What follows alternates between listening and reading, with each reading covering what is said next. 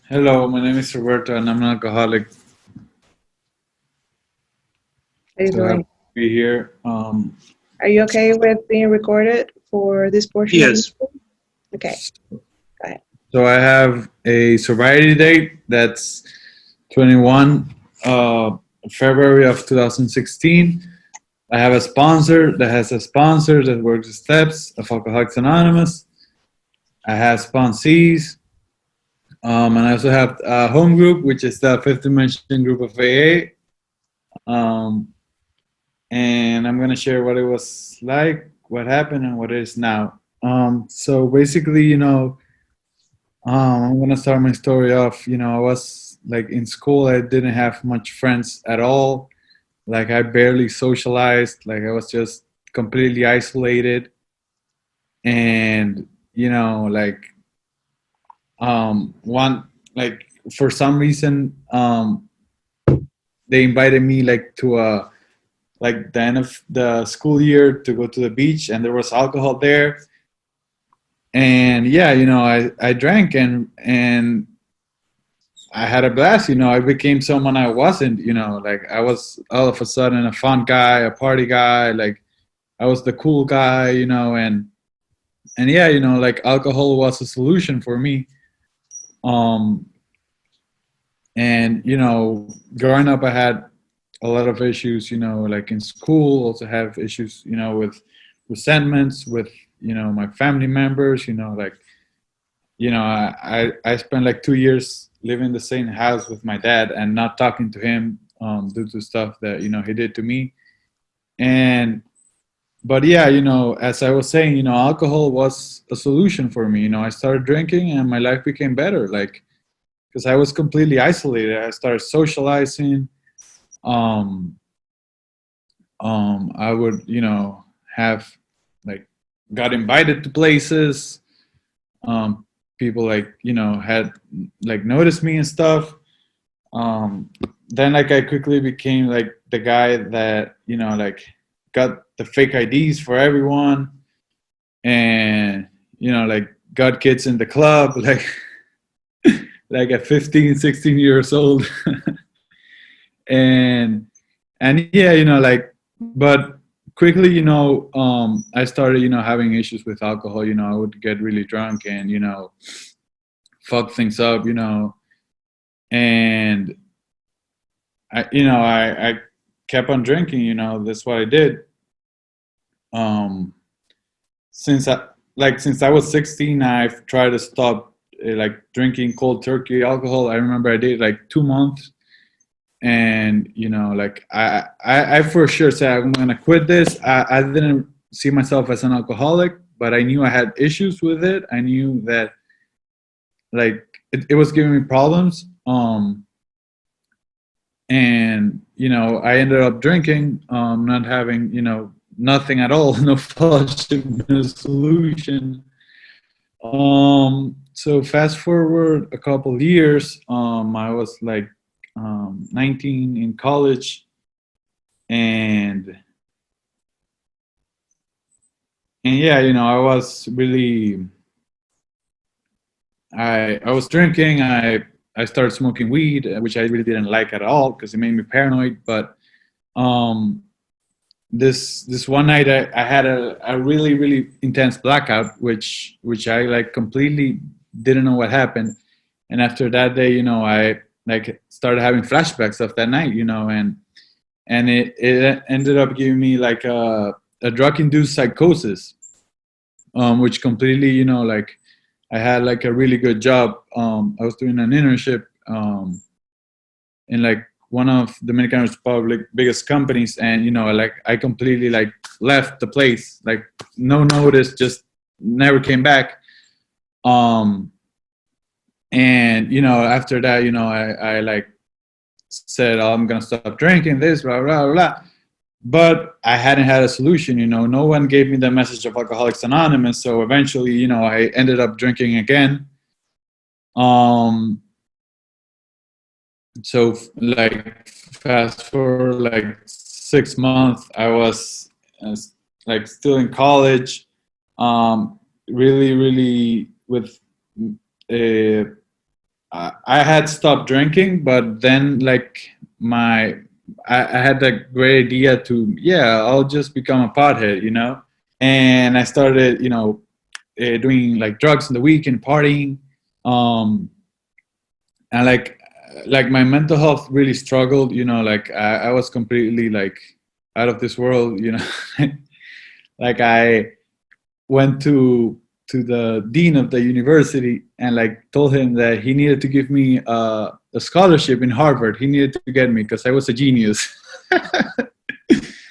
and and then like they're like, what the fuck? And like I ended up like trashing the school on Instagram and posting a lot of shit, you know, because they didn't get like, you know, like what kind of student I was, and you know, nothing special at all. And I ended up getting like kicked out of college for all that issue. and and yeah, you know, like I was on a completely like mental state of craziness. Like I remember like I live in an 8 house neighborhood, and like one day I started just like going out screaming, talking like a lot of nonsense, and all the neighbors came out, and it was a mess, you know. Like the ambulance came and took me to a mental health unit. um so after that, you know, I was like in my house not doing nothing at all with my life, and like getting like, I wasn't doing nothing at all, but I was getting like a dope a drug exam from my house every day because they thought I was in drugs, and for some reason I was sober. But eventually, you know, I ended up using back, and so they sent me to this like really bad rehab program, like to till this day I don't know why the fuck they sent me there. And it wasn't even like a 12 step. It was just like if you have alcoholism, you're a bad person, you did bad decisions, like. And you know, I remember I stayed there like for 10 days, and I did get something, you know. I thought like, hey, like, also like I compared a lot with all the people there, like they're all like 40 and I was 20. So I was like, yeah, I'll just, you know, these people have 40, you know, I'm 20, I'll just stop like I'm 30 or something. And but I knew like I could stop living there. So I ended up like leaving the place, and just, you know, like my parents told me like they wouldn't let me in the house, so I like rented started living in like a motel of like like a shitty part of town. um and yeah, you know, like I lived there for like 6 months, you know, like I just, you know, did with my life. I partied, you know, I went out and, you know, went to raves and all that stuff, and that was my life, you know. Like I lived for that, you know. Like that was the main purpose of my life, you know, like going out, having fun. And like the whole week my life was like miserable, like I hated it, but I had the weekends, you know.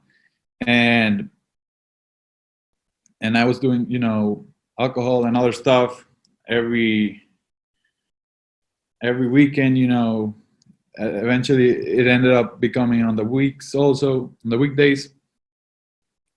And you know, I just, the life I was living, it was not normal, you know. Like I remember like calling my friends like at 7 a.m. to hang out after, like that was like when my days, like after the party ended, that's when my social life started, you know. And it was just like I remember like walking out of a party like in the morning and like just seeing everyone going to work and me being like, what the fuck is going on with me?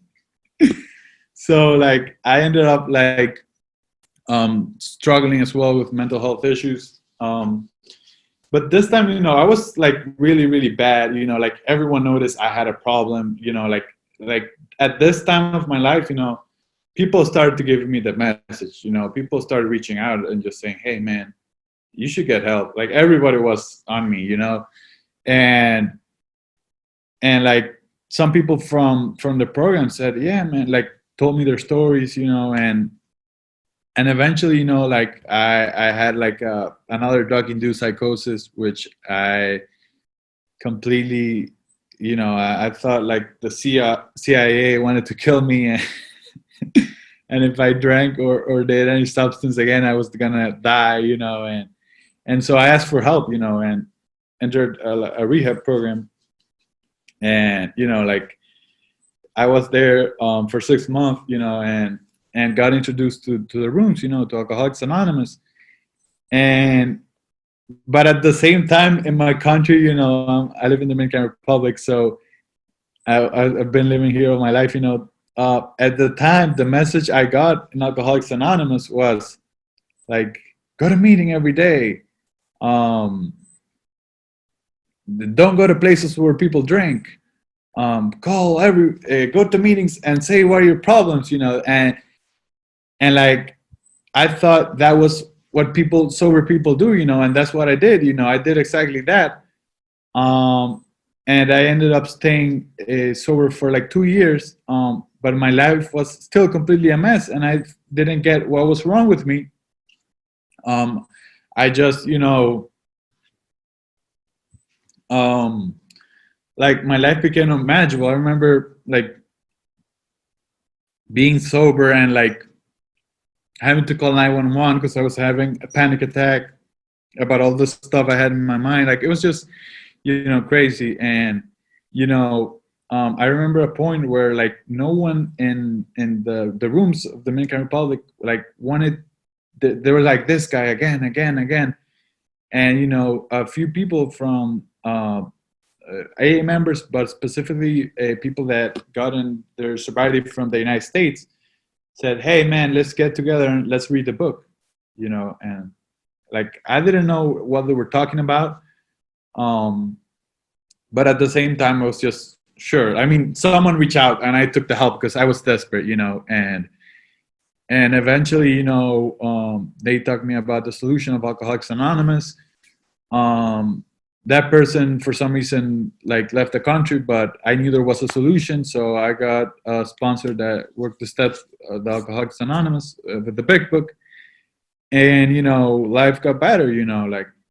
Um, like that, like gave me like my recovery changed, and I was like more than 2 years in the program, and I was just struggling. I probably would have left because I thought that this wasn't working, but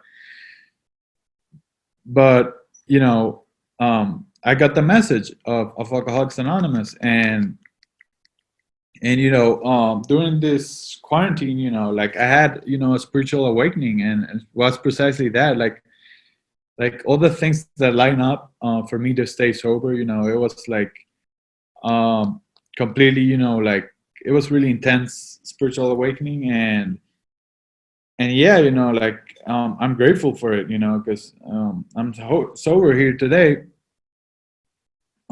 So yeah, I also wanted to talk about something that happened, like in recovery, I did like some like bad stuff to people, like cyber things, like I don't know, like cyberbullying or something like that. And I talked with my sponsor, and in my 9 step, and we talked about amends with that person, and that was like a Wednesday, and in a Friday I was like in a dining place, but like at the bar, and that person, which didn't know me, like didn't know who I was, walked in, and we sat like next to each other. And what my sponsor told me, just man, if you shouldn't like tell that person that you did that, but you should just be cool, be nice. And what I'm trying to say here is that like my God, my higher power has its ways, of connecting me with situations to make amends with people, and yeah, that was that. And let me see how much time I got. Yeah, so I just wanted to talk. I've been coming here to 5D for a year now, and I love this group. I hang out every day here, a lot of times to 1, 2 a.m. And yeah, it has helped me a lot through quarantine. Because like this is like the fellowship I do, you know, that like most like 90% of my social life today, you know, it's 5D, you know. So I'm really grateful for this meeting, you know, and everyone that, you know, helps to make it happen. Thank you, Marielle, for asking me to speak. And that's all I gotta share. Thank you.